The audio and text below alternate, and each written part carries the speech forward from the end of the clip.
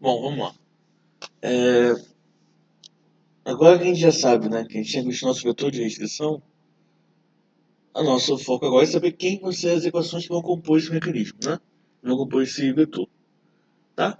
E como eu disse para vocês, a gente vai tentar fazer de uma forma estruturada, ou seja, de uma forma genérica, tá? A gente vai tentar gerar relações para pares cinemáticos genéricos, que a gente vai enquadrar nosso mecanismo nessas equações que a gente vai gerar, nesses equacionamentos de junta, tá? A gente chama de equações de junta, para poder, só depois, com esse negócio, com essas equações prontas, tá? A gente vai poder só construir como se fosse uma matriz por blocos, a gente já vai conhecer os bloquinhos prontos, junta tudo e vai estar tudo pronto. Você vai ter que fazer conta, vai ter que ficar usando derivada simbólica e outras coisas mais que são funcionalidades que existem, eles funcionam bem, mas é, às vezes acabam dando alguns probleminhas, algumas outras coisas, tá? Não é confiável, mas podendo não usar, podendo simplificar, né? O custo computacional fica reduzido, tá? Isso é uma grande vantagem. Trabalhar com matemática simbólica ainda exige um custo computacional razoavelmente elevado, tá? Mas vamos lá. Essa aula aqui a gente parte os principais mecanismos de juntas planas, tá? As juntas planas, né? Mecanismo de junta plana é. Tá. Primeira coisa, né? Se eu tenho aqui um corpo e eu quero prender, né? Eu quero fixar alguma. Eu tenho um ponto C, tá? E eu quero falar que a distância de um ponto no corpo a esse ponto C é constante. Ou seja, a distância do ponto PI dentro do corpo I ao ponto C é constante. Como se fosse um pêndulo duplo. Tá? Isso aí modela um pêndulo duplo perfeitamente. Tá? Então a restrição a gente chama de uma restrição absoluta de distância, φAd. Tá? E a φAd, como é que eu falo? Que é a distância entre a equação que rege essa restrição é a distância, o tamanho do vetor RP menos C, RPI no caso menos C, igual a C3. E é justamente isso daqui. RP menos C transposto a RP menos C é a norma de RP menos C ao quadrado, isso menos C3 ao quadrado igual a zero. Lembrando que ele vai sempre colocar na forma igual a zero, tá? Vai ficar lá φ igual a zero. Tá bom. Esse corpo ele possui 2 graus de liberdade, tá? A única coisa é que a distância tem que estar constante, ou seja, se eu dou um deslocamento em y, a coordenada em x tem que compensar para manter a distância constante. Então, porém, eu posso rotacionar em torno de p à vontade. Então, eu tenho 2 graus de liberdade. Se eu tenho 2 graus de liberdade, eu só preciso de uma equação. Essa equação aqui é uma equação escalar. Via d é uma equação escalar, ou seja, é uma equação única. Tá? A jacobiana, eu tenho 3 variáveis, certo? xi, yi, φi. 3 variáveis. Deixa eu mudar aqui a minha carinha de lugar. Opa, eu vou botar aqui para cima, tá? Para não atrapalhar o equacionamento. Se a minha equação ela tem uma linha, a minha jacobiana vai ser de uma linha, o meu nu vai ser de uma linha, o meu gama vai ser de uma linha, tá? Importante também é tentar pelas dimensões, tá? Importantíssimo é tentar pelas dimensões. Tá, jacobiano, eu vou ter sempre 3 colunas, uma para cada variável. Uma linha para cada equação, uma coluna para cada variável. Se eu tenho 3 variáveis, eu tenho 3 colunas. Aqui está agrupado. Eu sempre vou falar em relação a R, em relação a φ. Eu não vou ficar fazendo em relação a x, em relação a y, em relação a φ. Por isso que eu falei que você precisa realizar cálculo multivariável. Eu vou trabalhar com derivada vetorial. Tá? Então, derivando essa equação em relação a R, eu obtenho isso aqui. Derivando em relação a φ, eu chego nisso aqui. Tá? Ou seja, isso aqui é o vetor coluna de duas variáveis, transposto vira duas colunas. E isso aqui transposto vira, joga para o lado, fica bonitinho. Três colunas, tá? Como o equacionamento não depende do tema, minha equação é escleronômica, no AD igual a zero. E com um pouquinho de conta, tá? Dá um pouquinho de trabalho. Depois eu vou fazer um vídeo só demonstrando essas contas todas, tá? Deduzindo essas equações todas para vocês, tá? Para vocês confiarem nisso aí. O gama é isso aqui. Tá? Então sempre que eu tiver um ponto preso no espaço e eu tenho que falar que a distância entre esse ponto do corpo e o ponto fixo no espaço é constante, na hora de pegar na linha respectiva do meu grande vetor φ, essa é a minha terceira equação de restrição. Então a terceira equação de restrição eu coloco isso aqui. Na terceira linha da jacobiana, que é a linha respectiva a esta equação. Sei lá, a terceira é um exemplo, tá? Na coluna relativa a RI, entra isso aqui. Na coluna relativa a φi, entra isso aqui. O resto, enche de zero. Tantos quantos forem necessários. Tá? O nu, quando eu for construir o lado direito do sistema de equações lineares, para cálculo da velocidade. Na linha que vai estar lá, na terceira linha do vetor nu, vai estar zero. Na terceira linha do gama, vai estar esse cara aqui. Ah, esse cara aqui eu vou saber quem é. Esse cara aqui eu sei quem é. Esse cara aqui eu sei quem é. Esses caras aqui todos vão sendo calculados aqui em cima e aqui em cima. Tá? Por que eu não posso resolver direto a aceleração de velocidade? Porque a aceleração depende da velocidade. O gama depende da velocidade. Aqui está a prova. Eu preciso saber R ponto para poder calcular R dos pontos. Tá. Importante, essa equação só é válida se C3 for diferente de zero. Se C3 for igual a zero, você fala que XP igual a C1, YP igual a C1, C2. Ou seja, XP menos C1 igual a zero, YP menos C2 igual a zero. Sempre na forma f de x, y, z, f de x, y, φ igual a zero. Tá? E aí, essa é a equação.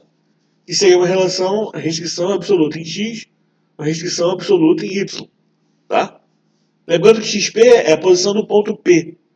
Então, eu tenho que fazer toda a composição. Posição do referencial, mais matriz de rotação, blá, blá, blá, blá.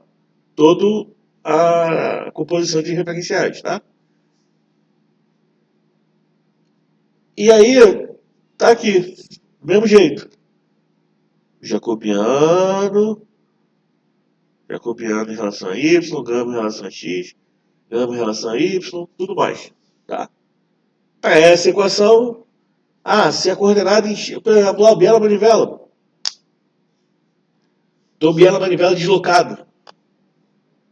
Tá? Ou no plano mesmo. Eu sei que o y do bloco 2 igual a zero. Então, eu vou falar que y2 menos zero igual a zero. Tá, aí eu tenho que I igual a 2, isso aqui é igual a zero, esse cara aqui é igual a zero, que é o ponto é a origem.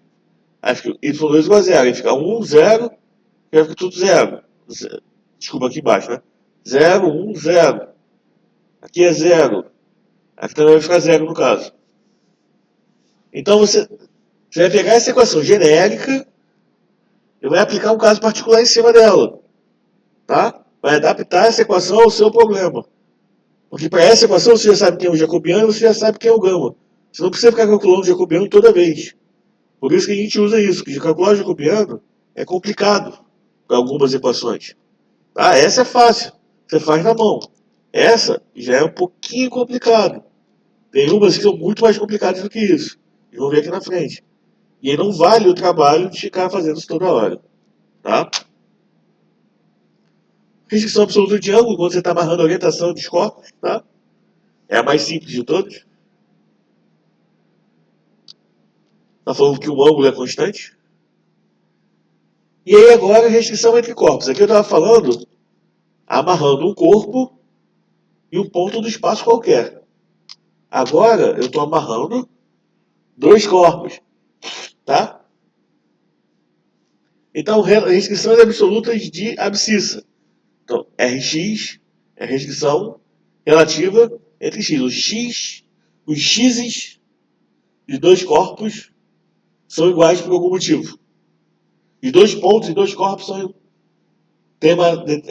coincidentes ou têm uma determinada distância entre si.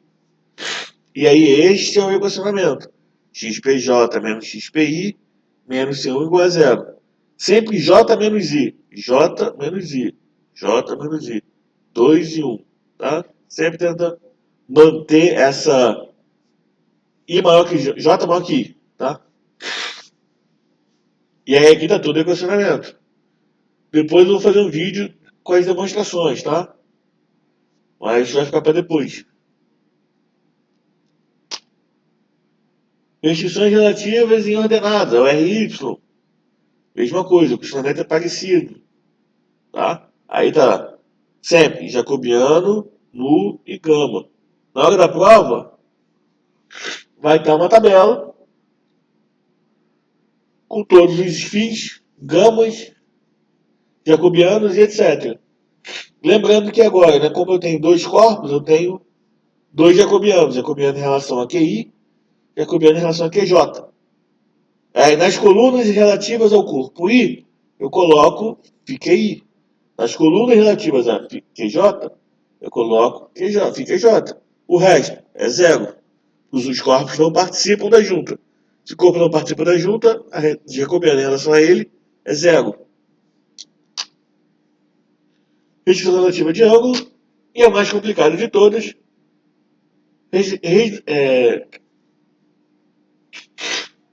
restrição relativa de distância. Tá? Lembrando que C4 tem que ser maior que zero. Se C4 for igual a zero, na verdade você usa uma,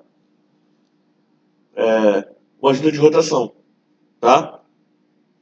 É mais, você fala que RPI menos RPJ igual a zero. Você simplifica isso aqui. Tá? Ou seja, se C4 igual a zero, PI igual a PJ. E os pontos estão juntos. Se os pontos estão juntos, é mais fácil falar que PI igual a PJ. Certo? Então aqui está o jacobiano em relação a RI, em relação a R. Aqui está trocado, tá? Eu falei para manter, mas aqui eu troquei. Tá? Na puxada está trocado, mas tanto faz. Tá? É só seguir a nomenclatura que está aqui, IJ, IJ, e seguir para frente. Tá? Tanto faz aqui, né? Se você trocar aqui, não muda a equação. Tá? Então, I aqui em relação a RI, FI, RJ, IJ. O gama, tá? E aqui está o gama, o nu e o gama, tá? Essa é a junta mais difícil que tem para deduzir o questionamento, de longe. Junta de revolução que eu falei para vocês, RPI menos RPJ igual a zero, tá? Essa aqui é tranquilinha também, sem grandes mistérios. A ideia é justamente essa, né? Você fala que os dois pontos são coincidentes. Junta de translação. Qual é a ideia da junta de translação? Tá? Os corpos, eles têm uma translação relativa. Então, independente da orientação dos corpos, existe uma direção de translação. Então, você vai pegar dois pontos, PI, PJ, e QI, QJ, 4 pontos. PI, PJ, QI, QJ, que estão na direção de translação. Tá? Aí você vai definir dois vetores. O VI, que é um vetor, teoricamente, que liga dois pontos no corpo I que estão na direção da translação. E pegar um vetor VJ, que é um vetor escrito no referencial, é um vetor no corpo J, que também está na direção da translação. Qual é a ideia? Esses vetores vão ter sempre que ser paralelos. Certo? Se VI é paralelo a VJ, na verdade é mais fácil. Paralelismo é ruim de fazer. Certo? Então eu falo que um vetor perpendicular a VI é perpendicular a VJ. Se o vetor perpendicular a VI é perpendicular a VJ, logo VI é paralelo a VJ. Isso é uma equação. A outra equação, eu pego isso, eu estou amarrando o paralelismo entre VI e VJ. Só que a gente tem que ser coincidente. Então eu pego dois pontos que estão em um em I e um em J. Eu pego o vetor D e J, que une esses pontos. Tá? É o vetor D e J. Se eu falar que VI é paralelo a D e J, ou seja, VI perp é perpendicular a D e J, aí sim eu estou juntando os dois vetores, fazendo que eles sejam colineares. Tá? Então a condição é VI perp transposto DJ igual a zero e VI perp transposto BJ igual a zero. Percebam, VI é qualquer vetor na direção de translação. VI perp, como é que eu vou calcular o vetor perpendicular? É só você pegar qualquer vetor na direção da translação e multiplicar pela matriz R, que gira de 90 graus. E aí você gerou um vetor perpendicular. Certo? E aí coisas importantes. Quando você tiver juntas de translação, coloque o referencial alinhado com a junta de translação. Porque automaticamente VI liga o direcional X e o direcional Y.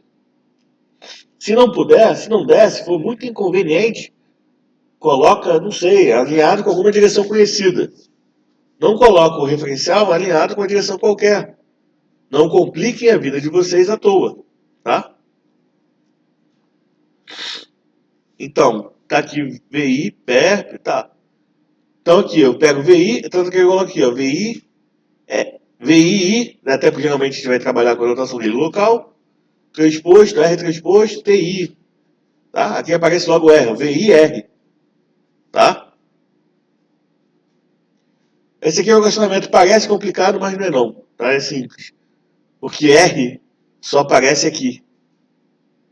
Então, o R só aparece aqui, o φ só aparece aqui, aqui embaixo aparece, mas é pouca coisa, é fácil de fazer a conta. Tá? Mas vamos lá, essa equação só tem um grau de liberdade, né? Os corpos só têm um grau de liberdade que é ao longo da direção de translação. Então eu tenho duas equações de restrição. São duas equações escalares que representam o movimento. Logo eu tenho o jacobiano com duas linhas e 6 colunas, tá? E um gama com duas linhas. Aqui é um nu com duas linhas também. Eu não falei aqui nas outras, tá?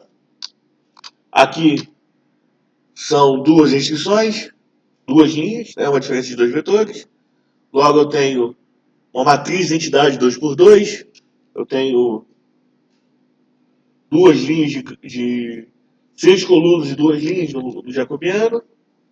E o gama também são duas linhas. Aqui é uma equação escalar, então é tudo escalar. Tá? Aqui também é escalar, aqui é escalar, aqui é escalar. Então são sempre 6 colunas e uma linha. Tá? Relação. Juntas compostas, tá? Isso, você não precisa usar isso, tá? Só que Com isso, você simplifica o seu mecanismo. Por quê? Deixa eu ajeitar aqui de novo a telinha. Mais para cima. Aí.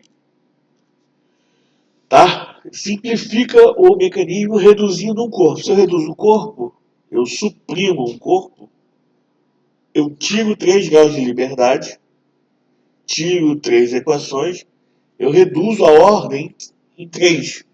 A jacobiana perde 3 linhas, 3 colunas, o vetor perde 3 linhas. Simplifica a conta, tá? Por exemplo, 4 barras. Entre a segunda barra e a quarta barra, a primeira e a terceira barra, a quarta barra, a terceira barra, que une as duas por cima, só serve para manter a distância entre esse ponto e esse ponto constante.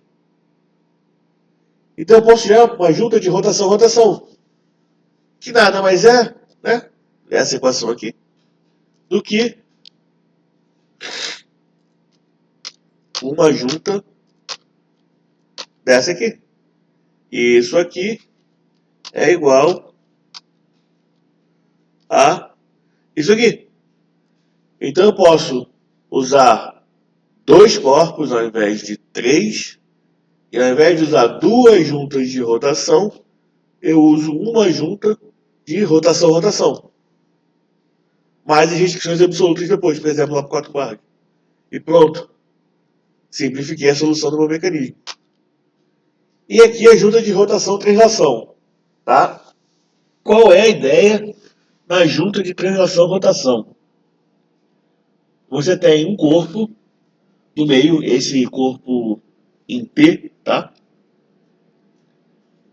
Que o corpo I translada ao longo da direção ali da aba do T, tá? Na direção VI. E o corpo J rotaciona no entorno do ponto PJ, tá? Que é outro ponto lá dentro desse T. Qual é a característica dessa junta?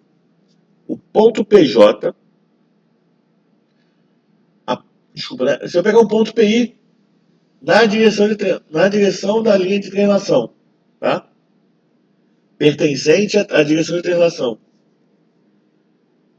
A projeção de PI em PJ, PI e PJ, tá? Que é DJ, vetor DJ. A projeção de DJ ao longo da direção perpendicular a VI é constante e é igual a C. Porque o corpo, supõe que esse corpo do meio tá parado, tá?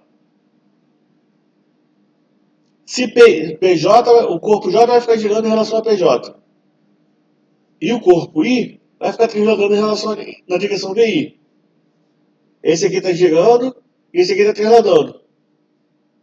A projeção de DJ na direção perpendicular à direção de translação vai ser constante igual a C. Tá? Então, eu posso falar que é essa projeção, né? É o produto escalar entre eles. Nada mais é do que a norma. Se WI for unitário, né? Ou não for, tanto faz. Você fala que o produto escalar entre eles é igual a C. Tá? E aí você calculou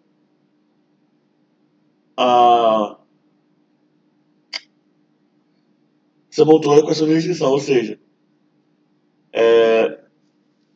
WI, que nada mais é do que o vetor unitário perpendicular a VI, tá?